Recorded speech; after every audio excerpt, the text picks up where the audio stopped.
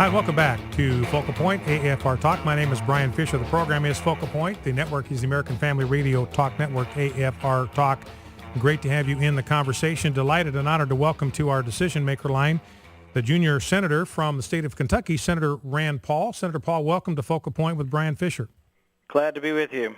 Well, Senator, we just played a soundbite, your conversation with Ben Shapiro, where he asked you about the phrase President Paul, and you said that has a nice ring to it.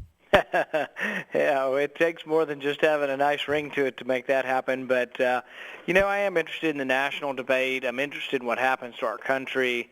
I feel like so many people up here and in positions of power really are not willing to make the decisions that it'll take to save this country from this mounting debt. And that means you got to cut spending, even when it's some spending that might come to your state or your district. You've got to put the interest of the country before parochial interests. Now, let me ask you this question. I also played a soundbite where you said that the GOP needs to evolve and adapt, and that could be a little bit spooky to conservatives who see conservative principles as kind of timeless. So explain what you meant by the GOP needing to evolve and adapt. One of the things that I think really may scare away some people is that sometimes our discussion of foreign policy is about, we need to bomb this country, or no, I would bomb them more than you would, or no, I would bomb them the day before yesterday, or I'll bomb them into oblivion. And I don't think that's necessarily a conservative point of view. That sort of over-the-top aggressive foreign policy doesn't have to be really a conservative or constitutional point of view, but it scares some people away from our party. And what I would say is that conservatives have always believed, and this is what I believe, in a strong national defense as a deterrent to war, but that we're not eager for war. So some of it's the way we present things, and not that we're changing our position on anything, but that we don't appear to be the party that's eager for war. We should be the party that believes in a strong defense in order to avoid war.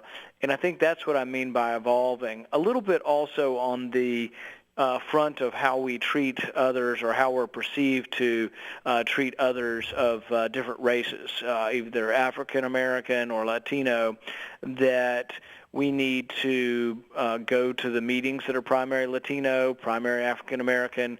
Whether we're getting that many votes or not, we need to go and participate. We need to let them know who we are, and by showing up, it shows that we are not hostile to people of the different ethnic backgrounds. And until we start changing that perception, we're becoming a country that once all you had to do was win the majority of the white vote and you could be elected to office. Now we have to talk to people of all different ethnic groups, and we need to convince them that the Republican Party message is the message of opportunity, it's the message of jobs and balanced budgets, but that big government isn't their friend, and we need to explain to them why big government causes rising prices and why your gasoline's $5 or $6 a gallon because of big government borrowing money. If we can get that message across, I think we can evolve, adapt, and grow our party again. Now, let me ask you for your assessment of this current immigration reform plan that Senator Marco Rubio is behind. And Senator Paul, I've taken to referring to these 8 senators as the Amnesty 8. And I want to get your take on this, because it seems that the proposal that they are bringing forward is dangerously close to amnesty, where it's instant legalization for every illegal alien that is in this country if they step forward and registered and get fingerprinted and so forth. Do you see this comprehensive immigration plan as proposed by this group of 8 senators? Do you see this as the way forward, or would you approach the immigration issue differently? Well, we don't have the legislation yet, so we have sort of a general outline or a survey of what they're thinking about.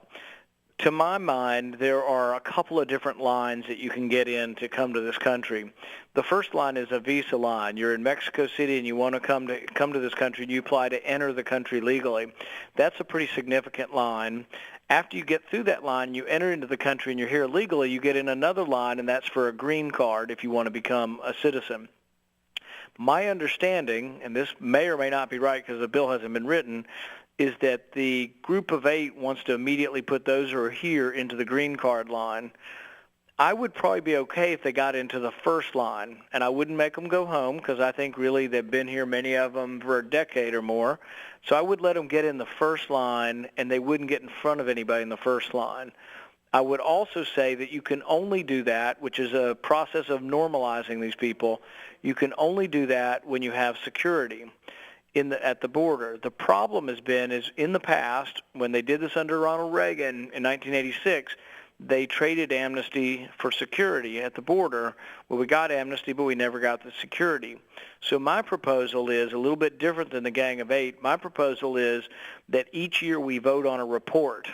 A report comes back, and it lists 5 or 6 things that they have to measure at the border. How many people are getting across, how many people are sending back, that kind of thing. How bad is the illegal immigration? And then that report comes to Congress. It isn't just a report written up by the president. It comes from an investigator general and then has to be passed before we continue normalizing. So each year, if we're going to normalize some of the people who are undocumented here, it is dependent on a vote on the border security that affirms that we are securing the border, because I do agree with Milton Friedman. You can't have open borders in a welfare state. We've got a pretty significant welfare state. So it's not just about normalizing the 11 or 12 million here. It's whether or not while you're doing that, another 11 or 12 million come in, and I think that'll bankrupt the country. So I am concerned, but I'm also open-minded enough to say that it is an issue we do need to evolve on, but I'm not willing to be so much in adapting that I believe that you allow people to come in without having a secure border and without not letting people get to the front of the line. Now, that seems to be a significant difference between where you're positioned, because as I've looked over the comments that Senator Rubio has said and others have said, Senator Schumer is talking about the fact we're going to legalize them on day one, and then the security stuff we're going to deal with after. Senator Rubio said virtually the same thing to Sean Hannity the other night. We're going to get them legalized, and then the security stuff, that process is going to go into effect. And what I hear you saying is we have to have some demonstrable proof that we've got a secure border before we put anybody into that line. Yeah, and so I am for having a new approach and trying to do something positive, but I agree with what conservatives have always said. The security has to precede or at least be in conjunction and has to be reaffirmed. I'm not a big believer in reports or triggers that the administration looks at, because we have an administration right now that'll say or do anything. And so I think the report has to be by an objective body like an investigator general. But then also I think it needs to be voted on by the Senate, because and the House, basically we will look at the report and say, do we agree with this, and are we really securing the border? Because really we cannot just be a beacon for everybody to come here to be on benefits. The other thing that I'll insist on that this be in there is that if there is a process of normalization, that it include no welfare. Now, your credentials on the sanctity of life, to shift gears just a little bit, impeccable. In fact, I believe you spoke at the March for Life over the weekend. So it sounds like that's an important issue to you, important enough that you would arrange your schedule to be at the March for Life. Yes, that was my first time to speak there. I was invited last year, and I kind of got waylaid by the TSA and never got there. But this year I was already in town, and so I stayed over an extra day to go, and it was a spectacular turnout, and it's exciting to get to speak to so many people. And give us your understanding of the definition of marriage, and do you support DOMA? I believe in traditional marriage. I really don't understand any other kind of marriage between a man and a woman is what I believe in. And I just don't think that it's good for us to change the definition of that.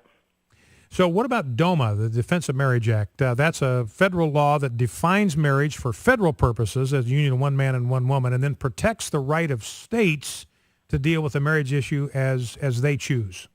In Kentucky, we passed a constitutional amendment to say that marriage is between a man and a woman, and so I think that is the right of the states, and that's where it originates, and really I think the federal government shouldn't get involved with telling the states that they can't pass these laws. Now, what DOMA does, though, Senator, at the federal level, is it does define marriage for federal purposes as the union of one man and one woman. Do you support that? It's kind of tricky, and I'm not sure exactly how I'd come down on the federalization in part. I have said before in the past, and I continue to maintain that we should try to keep it as a state issue. My fear is that in federalizing it, we're going to lose the battle for the whole country. In keeping it state by state, which is the way marriage has always been adjudicated, that we'll still have areas that will continue to have traditional marriage. I think we're losing in large areas of the country now.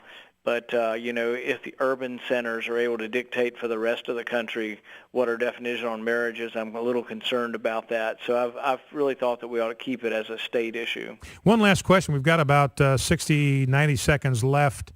Debate over the debt ceiling is going to come up. You are an open supporter of a balanced budget amendment. And Senator Paul, it occurs to me, if we just did not increase the debt ceiling, we just refused to increase the debt ceiling, we would have a balanced budget by the end of that day. How are you going to be positioned on increasing the debt ceiling?